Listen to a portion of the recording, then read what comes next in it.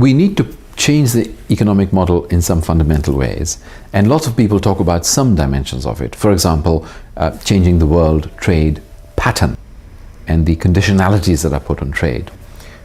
These sorts of things are needed, but what nobody talks about, in my view, is the fundamental engine that drives the global economy. And the fundamental engine that drives the global economy is usury. Usury is, of course, a technical term, but it's very easy to understand. It simply means allowing people to use money, thus usury, to use money to make more money. So we could ask ourselves what is wrong with usury, and how come we use usury? The simple way of understanding this is to take the illustration that if you earned £100 or euros or whatever it is in a year, and you needed 90 actually to live on the year, you could of course save up the 10. And let's imagine that I, who need 90 to live for whatever reason, actually earn 80. I then need to look for 10 more from somewhere to survive. Well, you've got the 10 that you could loan me, and of course in the current system you could charge me a certain rate of interest, which is related to the market. And let's imagine that the market rate meant that you would loan it to me on the basis that I would return one extra pound to you at the end of the year, or yen or euro or rupee or whatever currency you want to use, renminbi or whatever. What happens at the end of a year? Well, at the end of a year, you who were so rich that you could save up 10, now have one more than you needed. One more even than you'd saved up.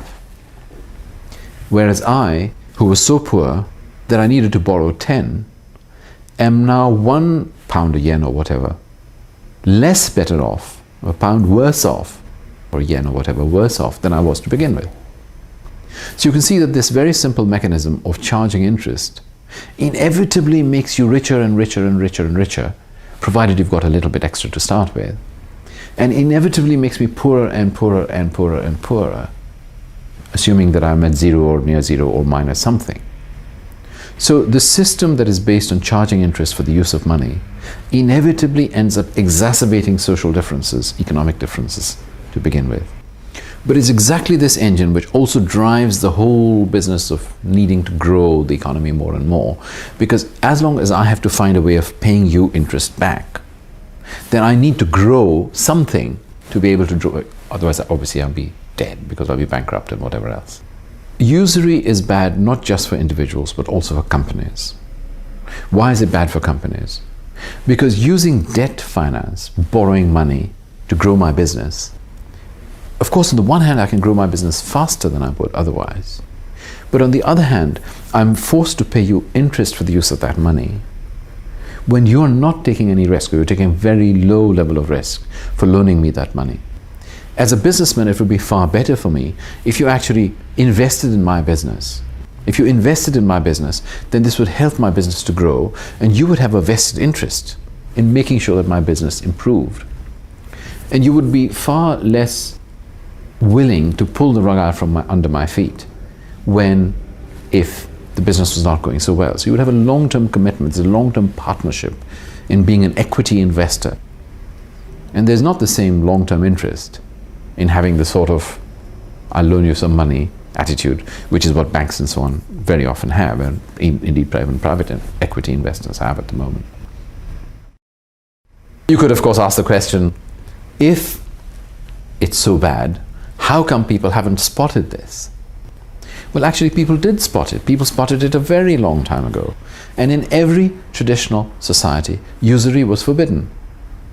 It was forbidden in the Bible, it was forbidden in the Quran, it was forbidden in the Indian scriptures, it was forbidden among the Chinese, it was forbidden among the Japanese, it was forbidden in Greek society, in Roman society, among the Red Indians or Native Americans. Every traditional society forbade usury. And this is the basis of the whole international economic system today. Now, of course, you could say, well, if every traditional society forbade usury, how come it's become the basis of this global economy? Well, the answer is very simple. The story begins with the lifting of usury in the 11th century.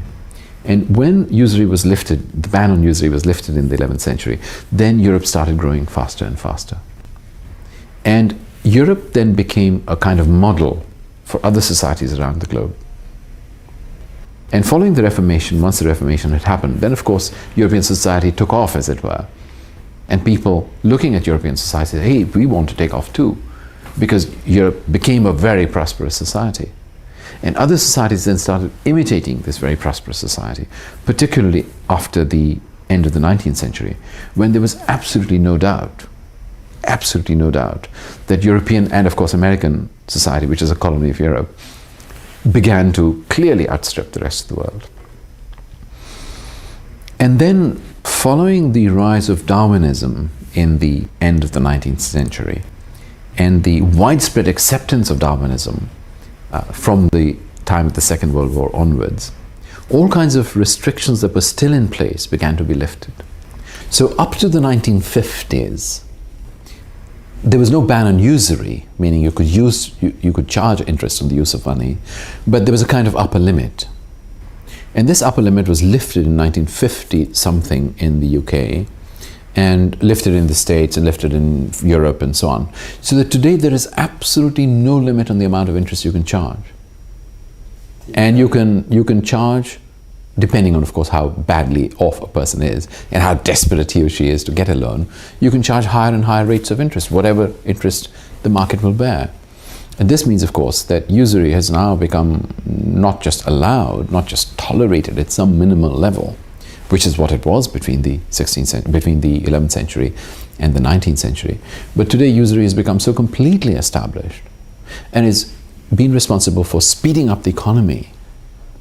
And it's this speeding up of the economy which is eating up not just the environment at a faster and faster rate, but actually exacerbating differences between the rich and the poor.